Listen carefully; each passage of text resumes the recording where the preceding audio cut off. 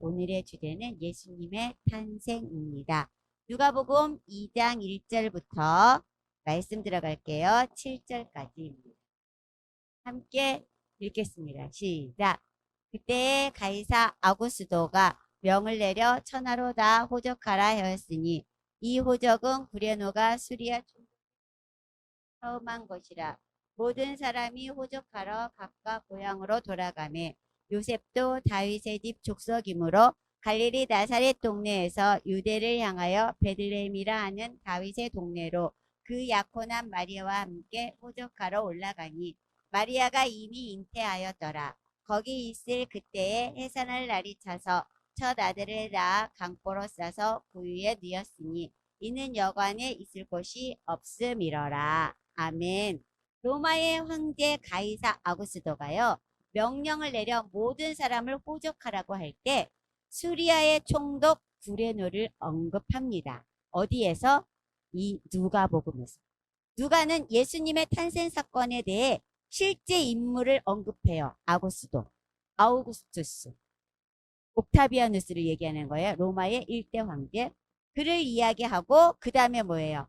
그 지역, 유대 지역 주위를 이렇게 다스리는 총독 구레노를 언급하면서 실제 인물을 언급함으로 역사적인 사건이었음을 증명하고 있어요. 우리는 지난 시간에 천사를 만나 계시를 받은 사가랴, 마리아, 요셉에 대해 살펴보았어요. 가장 고민되고 힘들었던 요셉은 천사를 만난 후 주의 사자의 말대로 마리아를 데려옵니다. 그러나 아들을 낳기까지 동침하지 않습니다. 마태복음 1장 24절 25절 함께 보도록 하겠습니다. 요셉이 잠에서 깨어 일어나 주의 사자의 분부대로 행하여 그의 아내를 데려왔으나 아들을 낳기까지 동침하지 아니하더니 낳음의 이름을 예수라 하니라. 분명한 것은 예수님을 낳기까지 동침하지 아니했다 했어요. 그래서 우리가 신앙 고백을 할 때 어떻게 해요? 동정녀 마리아에게서 나시고 라는 고백이 있게 된 것입니다. 예수님이 태어나신 후에는 마리아와 요셉이 부부로서 더 많은 자녀를 낳은 것을 볼 수 있어요. 왜냐하면 예수님이 사역하실 때 동생들이 어머니를 모시고 예수님을 찾아온 이야기도 성경에 나와 있잖아요. 그런데요, 이것을 마리아가 끝까지 동정녀로 살아다가 죽었다. 이래가지고 굉장히 신성시하잖아요. 그래서 마리아를 예수님의 어머니라고 해서 예수님 위에다 놓는 경우도 봤어요. 저는. 여러분, 이거는 잘못된 거지요. 성경을 우리는 바르게 보아야 합니다. 마리아는 우리와 똑같은 사람이에요. 우리와 똑같은 죄인이에요. 예수님의 보혈이 필요했던 사람입니다. 우리와 마찬가지로. 그러므로 동정녀 탄생으로 신성시하는 것은 우상 숭배와도 같은 거예요. 천사의 말을 듣고 그대로 순종한 두 사람, 마리아와 요셉은 이렇게 예수님이 오시는 길을 준비한 아름다운 부부였습니다. 예수님의 탄생 시기는 로마가 어때요? 세계 최대의 제국을 이루고 있을 때예요. 로마는 정복지의 총독을 파견하여 세금을 거두고 있었어요. 그래서 이렇게 호적하라고 명하는 것도 정확한 인구를 조사해서 애기 한 사람 한 사람에게 뭘 매기겠다는 거예요? 세금. 세금을 걷겠다는 거예요. 모든 사람은 고향에서 호적을 해야 하므로 다윗의 후손인 요셉은 약혼녀 마리아와 함께 다윗의 땅 베들레헴으로 가게 됩니다. 여러분, 지난 시간에 우리가 지도를 봤지요. 우리가 마리아가 나사렛이라는 곳에서, 여기가 나사렛이라고 그랬어요. 나사렛이라는 산지에서 어떻게 해요? 유대, 예루살렘, 여기가 여리고라고 그랬죠. 예루살렘, 그리고 예루살렘 조금 밑에 베들레헴, 이렇게 됐다고 그랬어요. 지금 지난번에 성령으로 잉태했어. 너의 친족 엘리사벳도 아기를 가진 지가 6개월 되었어. 이 말을 듣고 마리아가 어떻게 했어요? 확인해 봐야지. 그러고는 내려갔다 그랬죠. 이스라엘 골짜기를 따라서 요단강을 지나서 베리아 지역을 가가지고 여기서 다시 여리고로 요단강을 건너갔어요. 일주일이나 되는 길을 가서 소래 골짜기가 시작하는 엔케림에 도착했다고 했어요. 일주일이 넘어서. 그렇죠. 그때 이렇게 여리고 골짜기에서 예루살렘을 지나서 소래 골짜기로 갔단 말이에요. 근데 그 길을 어떻게 해요? 다시 직선으로 가는 길이 아니라고 그랬죠. 이 직선으로 가면 어떻게 해요? 산지길이에요. 족장길. 족장들이 다니던 길. 그래서 너무나 빨리 갈 수 있는데 중간에 사마리아가 있잖아요. 유대인들은 사마리아와 상종을 하지 않잖아요. 말을 섞지 않는다는 거예요. 그러니까 어떻게 해요? 사마리아를 통과하지 않고 지켜가는 거예요. 그래서 이스라엘 그 평야 골짜기를 지나서 요단강을 건너서 베레아 지역으로 갔다가 여리고로 가서 여기서 이번에는 어디로 가요? 베들로 이렇게 가게 되는 거예요. 만삭이 된 마리아를 데리고 요셉은 가게 돼요. 근데 가장 힘든 곳이 어디냐면 여리고에서 베들레헴까지가 힘든 곳이래요. 그래갖고 성지순례를 다녀오신 분들이 이렇게 이야기를 들으면 여리고에서 베들레헴까지 가는 것은 강야도 있고 그런데 10시간이 넘게 걸린다. 근데 거기를 누가 가요 지금? 만삭이 된 마리아를 데리고 요셉이 가는 거예요. 이 길을 마리아는 두 번째 가는 길이잖아요. 그래서 좀 쉬웠을 수도 있어요. 그렇지만 어떻게 해요? 몸이 무거우니까 많이 힘들었을 거예요. 그래서 어떻게 해요? 성경에는 밤 늦게야 베들레헴에 도착한 걸로 나와 있어요. 방을 찾지 못해서 어디로 들어가요? 마구간으로 들어갑니다. 여러분, 내 아내가 만삭이 되어가지고 해산할 날이 오늘 내일 하는데 마구간으로 들어가게 돼요. 요셉의 마음이 어떻겠어요? 무너지는 것 같지 않았겠어요? 남편의 마음이. 예수님이 태어나신 계절은요, 겨울이었대요.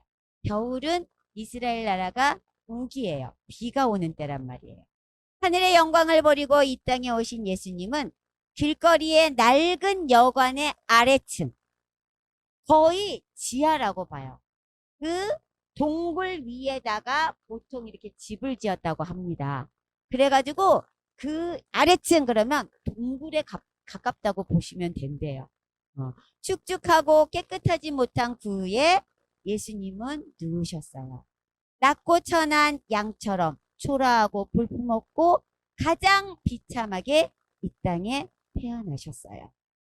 구약의 모든 예언과 조명을 받은 그 메시아가 이런 누추한 곳에서 최악의 장소에서 태어날 것이라고는 아무도 상상하지 못했습니다. 그래서 아무도 예수님이 태어난 것을 몰랐어요. 설마 메시아가 저기에 왔겠어? 설마 메시아가 저 마구간에서 왔겠어? 아무도 그 상상을 하지 못했기 때문에 사람들이 몰랐던 거예요. 그래서 하나님은 그래도 메시아가 태어났는데 아무도 몰라도 아무도 반기는 자가 없어도 여러분 세례요한과 예수님의 태어난 것을 비교해 보세요. 세례요한은 제사장의 아들이었어요. 그의 어머니 엘리사벳은 아론 가문의 자손이었어요. 그러니 얼마나 정말 축복받은 가운데서 태어난지 몰라요. 근데 예수님은 뭐예요? 아무도 알아주지. 그 누추하고 축축하고 동굴과 같은 마구간에서 태어나셨단 말이에요. 그런데 하나님이 예수님이 여기서 태어나셨어. 메시아가 태어나셨어. 라고 증인을 보내십니다. 제일 먼저 아기 예수님을 찾은 사람들은요. 베들레헴 인근의 목동들이었습니다. 우리는 성탄절에 보면은 동방박사가 되게 많이 나와요. 동방박사가 먼저 온 걸 알고 있거든요.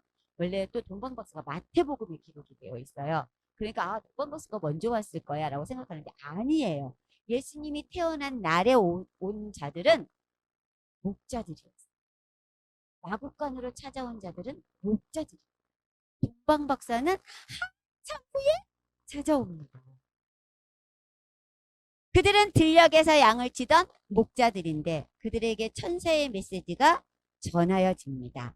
누가복음 2장 10절에서 14절까지 한번 같이 읽어보도록 하겠습니다. 시작.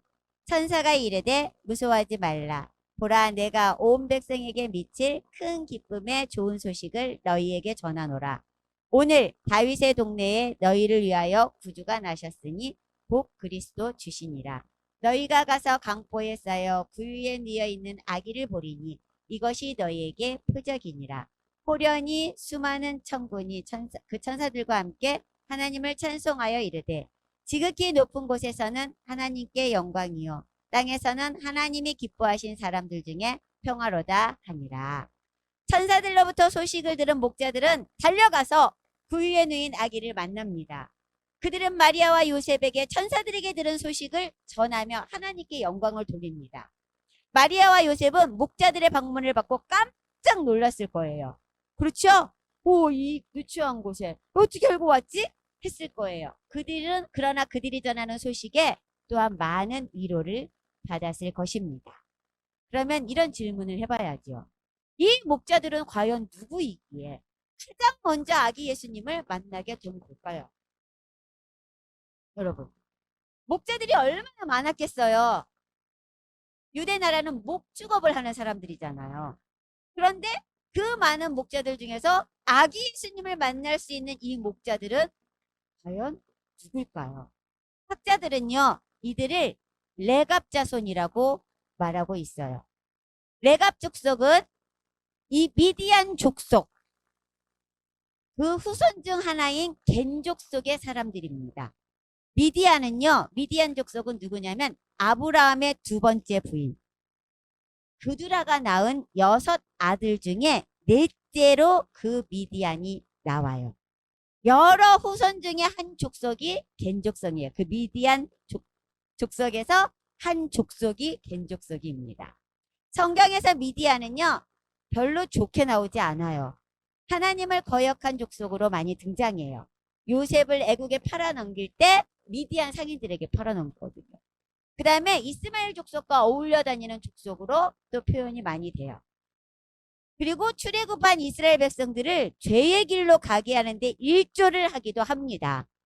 그러나 모세의 아내 십보라는 또한 미디안 사람입니다.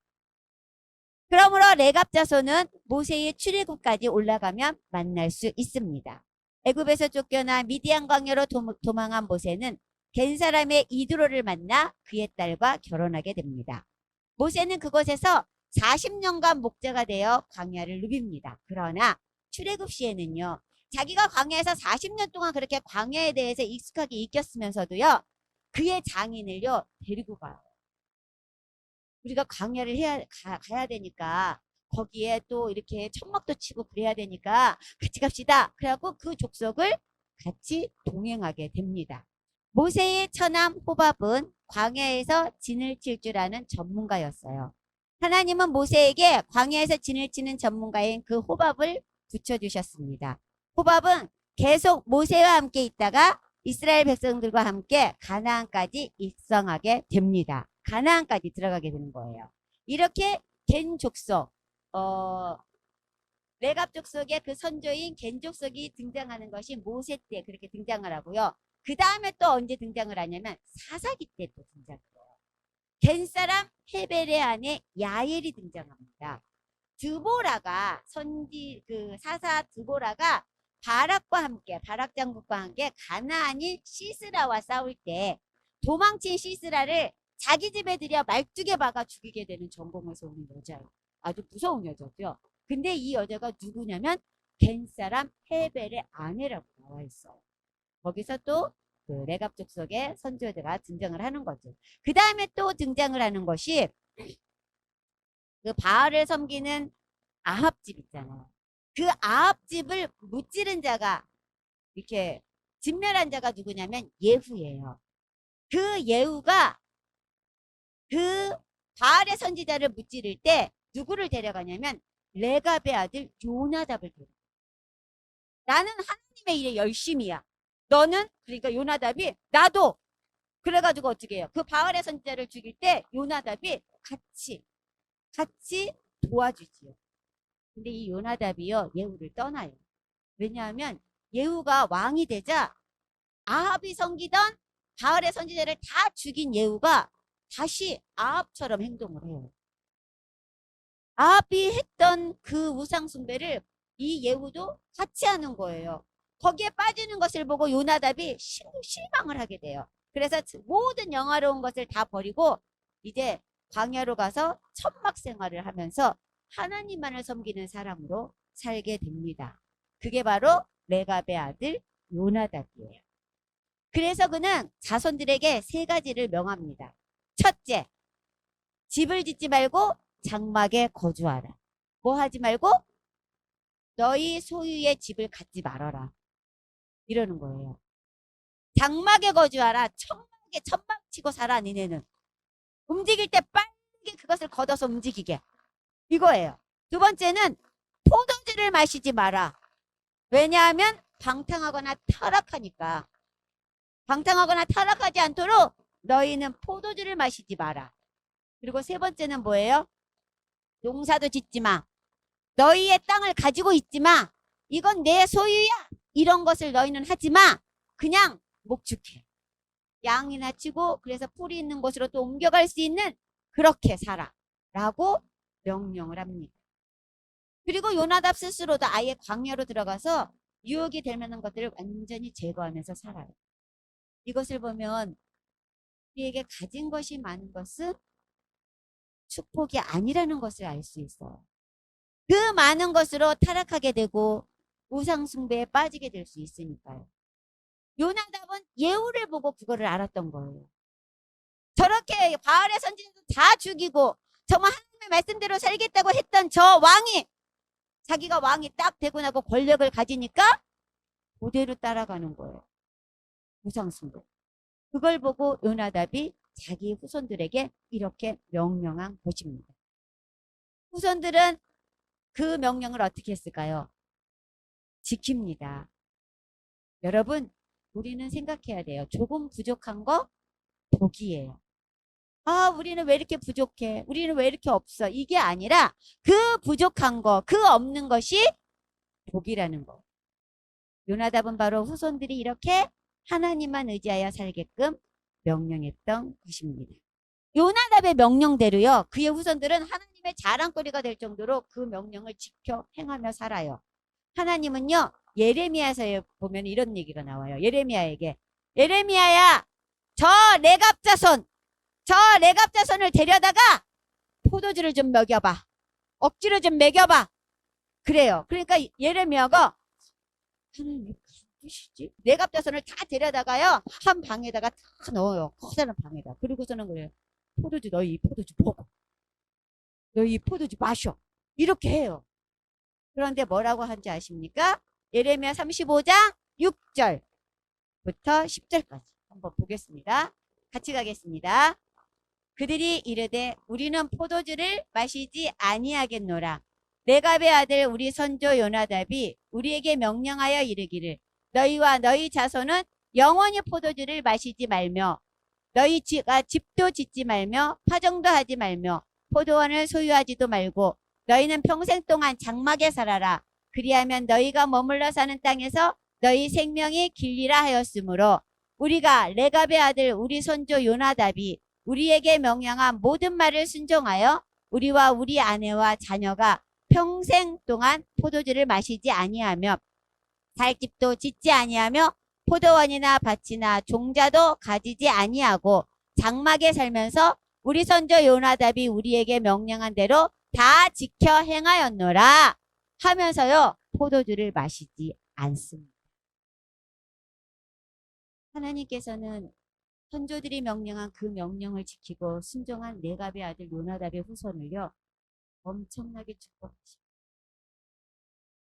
예레미야 35장 19절을 다시 한번 볼까요? 봅시다. 시작. 그러므로 만군의 여호와 이스라엘의 하나님께서 이와 같이 말씀하시니라. 레갑의 아들 요나답에게서 내 앞에 설 사람이 영원히 끊어지지 아니하리라 하시니라. 너의 후손들에게 내 앞에 설 수 있도록 축복하겠다는 거. 하나님께서는 레갑 자손을 칭찬하셔요. 예레미야서를 읽어보면요. 야, 자기 선조들의 명령을 저렇게 지키는 저 레갑 자손도 있는데 너희 이스라엘 백성들은 왜 이렇게 내 말을 안 들어? 하고 탄식하시오. 이렇게 하나님의 말씀에 순종하며 청빈하게 산 레갑 족속은요. 예루살렘이 멸망할 때도 또 북이스라엘이 멸망할 때도요. 살아남아요. BC 721년에 북이스라엘 멸망 때도, BC 587년에 남유다의 멸망 때도 하나님은 그들을 살려주십니다. 그들은 집이 없었고 장막을 짓고 유목생활하는 자였으므로 이동이 쉬웠어요. 그것이 신앙생활을 잘하기 위해 택한 선조들의 선택이었지만 이 청빈한 삶을 그들을 보호하는 수단이 되어준 거예요. 바벨론이 유다를 점령했을 때도 하나님은 그들을 보호해 주십니다. 많은 왕족들이 귀족들이 바벨론으로 붙잡혀갈 때 그들은 너무나 가진 자가 없기 때문에 어때요? 성경에 보면 가난하고 어려운 자들만 그 예루살렘에 다 남은 자로 있게 만들어 놓죠. 전승에 의하면요, 레갑 족속은 베들레헴 근처에서 살면서 성전 봉사의 직분도 감당했다고 합니다. 미시나의 기록에 의하면 레갑의 아들 요나답의 자손은 매년 일정 시기에 성전 제단에 사용되는 나무를 가져왔다 하고 이렇게 기록하고 있어요. 번제단에 번제를 드릴 수 있도록 그렇게 이 자손들이 했다는 거예요.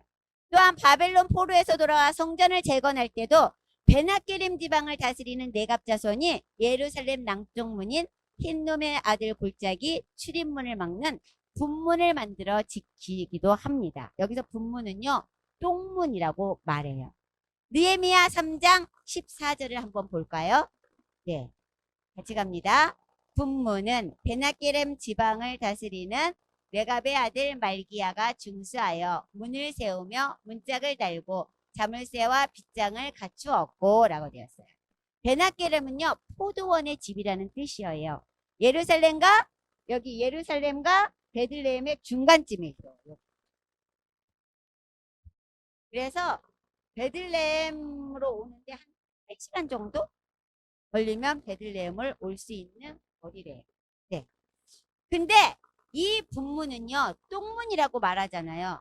예루살렘 성을 쌓고 있는 베들레헴 쪽으로 문을 냈는데 이 예루살렘의 더러운 모든 것들을 이 문으로 다 나오게 했대요. 여러분 여기 지도에 제가 나눠준 거에 보면은 나오죠. 흰놈의 골짜기 바로 옆에 예루살렘 그 노란 거 그 지도에 보면 문이 하나 있잖아요. 그 문이 똥문이에요. 분문. 예. 여기에서 모든 더러운 것을 나와가지고 흰놈의 골짜기에다가 버렸다는 거예요. 근데 여기를 누가 만들었어요? 레갑 자손 후손 말기야가. 그러면 이 레갑 자손은 이쪽에 살았다는 거예요. 이 더러운 곳에. 그들이 이 문을 만들었어요. 네.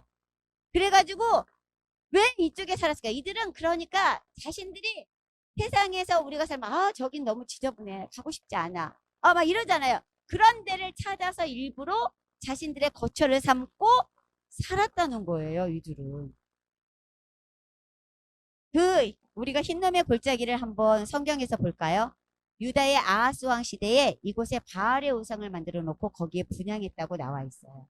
그리고 이곳에 암몬 족속이 자신들이 섬기는 신 몰렉을 도벳산당을 거기다 지었어요. 그리고 어린 자녀를 산채로 막 갖다 제물로 바치는 곳이 이곳이었어요. 흰놈의 골짜기요. 그런 것을 보고 요시야 왕이 개혁을 할 때 어떻게 하냐면 이곳을 다 이렇게 파괴를 해요. 도벳산당을 다 파괴해요. 이곳에 이런 것을 하지 말라고. 우상을 섬기지 말라고. 그러나 그 우상이 있던 자리였기 때문에 사람들은 그것을 정화를 시켰지만 여전히 뭐예요? 쓰레기장과 무덤으로 사용했다는 거예요. 그것을. 그래서 예루살렘에서 나오는 모든 쓰레기를 다 모아서 거기다 불을 붙여서 태워 없앴고 각종 오물을 버렸고 율법을 어겨서 죽인당한 사람, 이방인, 반역자, 문둥병자, 부정으로 질병으로 죽은 자 다 거기다가 묻었다는 겁니다. 그런 까닭에 흰놈의 골짜기 주변에는요. 쓰레기와 짐승의 사체와 사람의 시체에서 나오는 심한 악취가 진동했다고 전해집니다. 이러한 곳에 그 하나님을 거역하는 문명이며 이런 것들이 잘 접근할 수 있었을까요? 없었을까요? 없었겠지요. 그러니까 이 레갑 자손은 그런 데를 찾아다니면서 살았던 것 같아요. 광야나 이런 거. 그리고 또 여기서 한 가지 우리가 또 알 것은 흰놈의 골짜기 중심부에 뭐가 있냐면 아켈다마가 자리하고 있어요. 그 보면 아켈다마 있죠. 그 아켈다마가 무슨 소리냐면 아람어로 피밭 이라는. 티밭 하면 여러분 누가 생각해요? 그럽니다. 예수님을 팔고 마음의 가책을 이기지 못해서 스스로 목을 맨 거. 야, 피밭에서.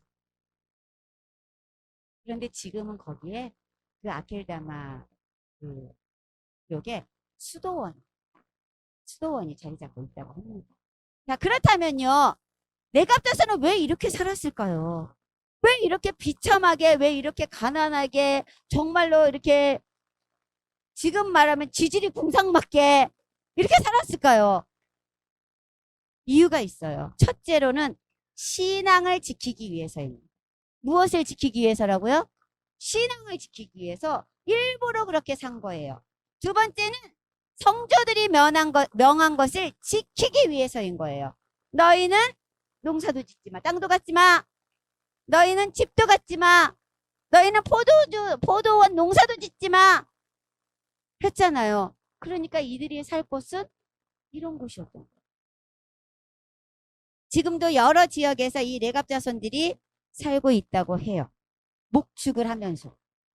거기서 하나님을 섬기며 순수하게 신앙을 지키고 있습니다. 우리가 하나님 앞에서 말씀을 듣는 자가 의인이 아니요 하나님의 말씀을 지키는 자가 의인이라는 것을 다시 한번 되새겨주는 귀한 신학의 본이 바로 이 레갑자손입니다. 유목민으로 양들과 함께 천막에 살면서 신앙을 지키던 레갑자손이 베들레헴 지경의 목자들, 하나님의 은혜로 예수님의 탄생 소식을 처음 접할 수 있었던 거예요. 아기 예수님을 처음으로 만나는 축복을 누린 자손입니다.